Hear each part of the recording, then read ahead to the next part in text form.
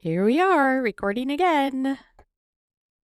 The podcast you all can't live without. Everyone has a story, and every story matters. I've had the chance to connect with many interesting people over the years. But this show is about more than just their stories. It's about the stories that have shaped who I am. Stories that you can't make up.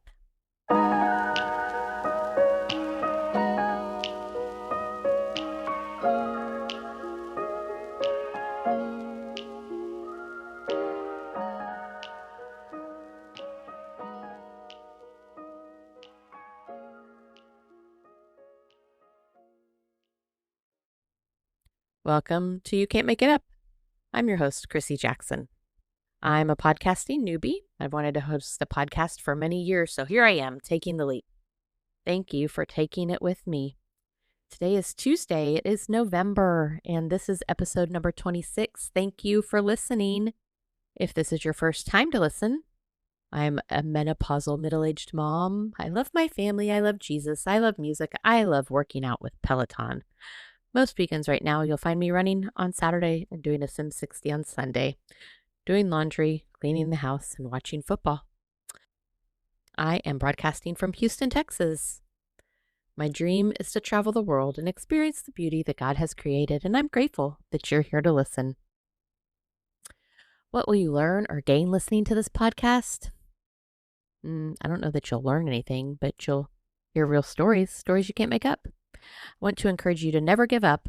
Life is hard, but you can overcome any obstacle with perseverance, and we can all persevere.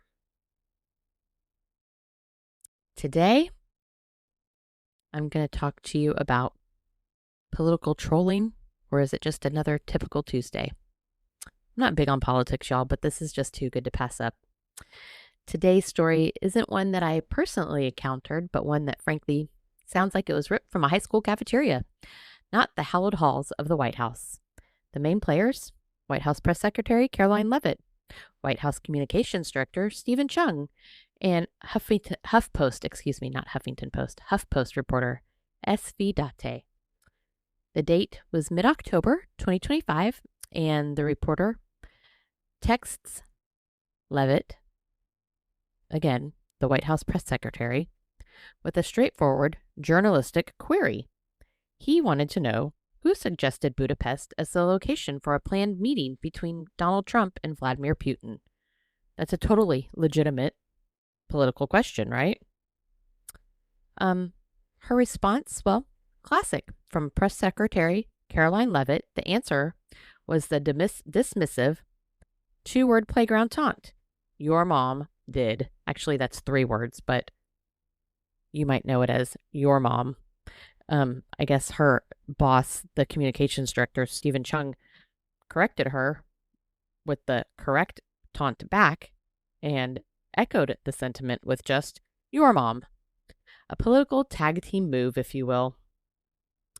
Instead of leaving this embarrassing exchange in the private sphere on their text message, Leavitt took it public. She posted a screenshot of the texts on X, y'all know it as Twitter, and doubled down on the attack, labeling Date a left-wing hack and an activist who masquerades as a real reporter. Unsurprisingly, this drew widespread media attention and a wave of criticism focusing on one central theme, the sheer unprofessionalism and immaturity of the response coming from the official White House communications team. The big questions: immature, typical, or irrelevant? And this is where we get to the heart of the matter. We have to ask 3 key questions. Is this immature? Objectively, yes. Using a your mom joke is a staple of grade school insults to deflect a serious journalistic inquiry is undeniably immature.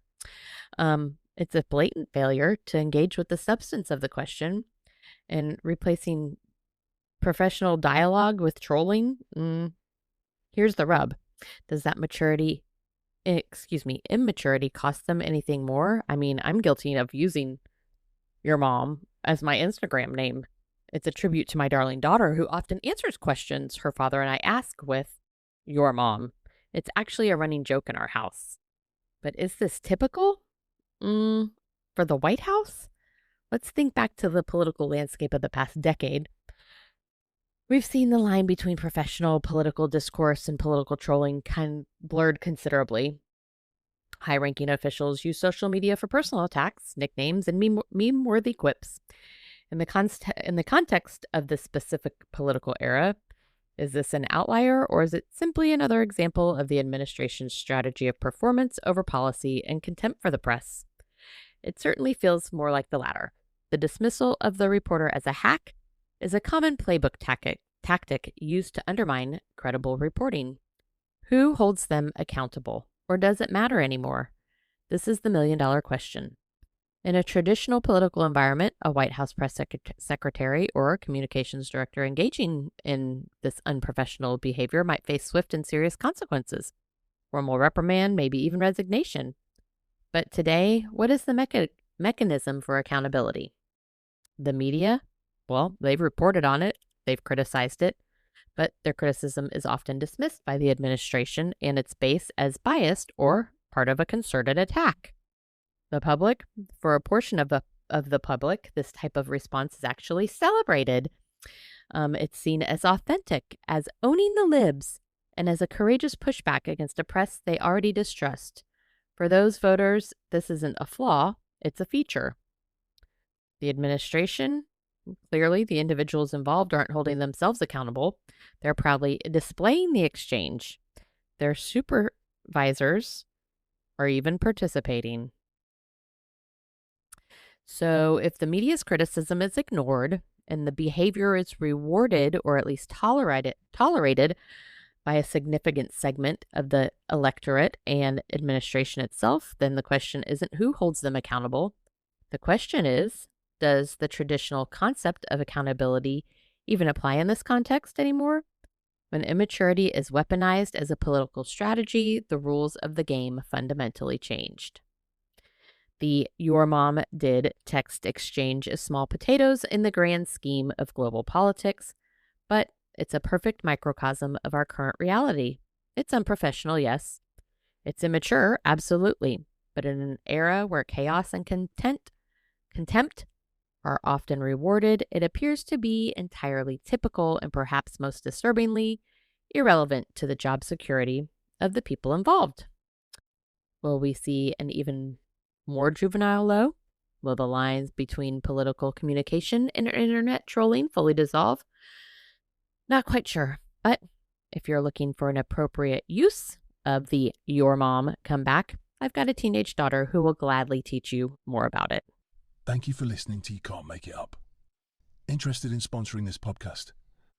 Email us, you can't make it up, bcpmedia@gmail.com. Another week, another win for the fightin' Texas A&M Aggies. You can't make it up, y'all. I am applauding the Aggies once again on their successful season. They are now 10-0 going into this weekend. Anyone have any tickets they want to give away to the Texas game? You can send me an email. You can't make it up, bcpmedia@gmail.com. And while the Aggies made their biggest comeback in school history over the weekend, something else that you can't make up happened after a South Carolina touchdown.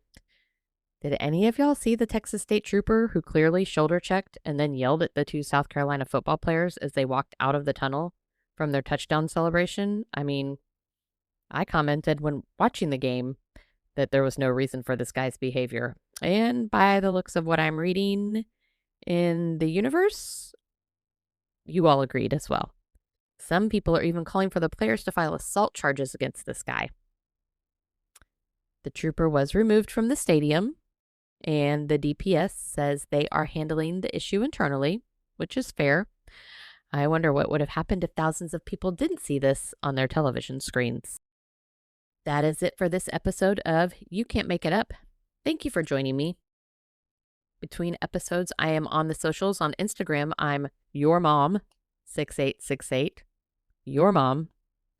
On X, my handle is CNF77, aka Boring Christine. If you're on the Peloton app, make sure you follow me there so we can work out together. Also, Boring Christine.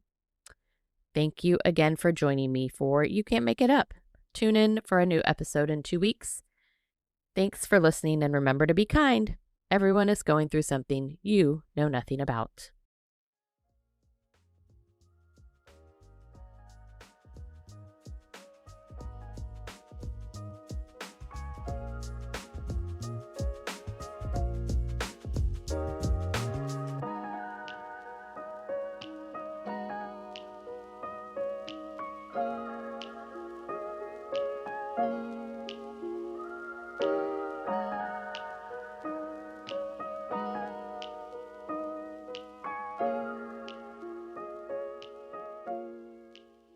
You Can't Make It Up is a production of BCP Multimedia.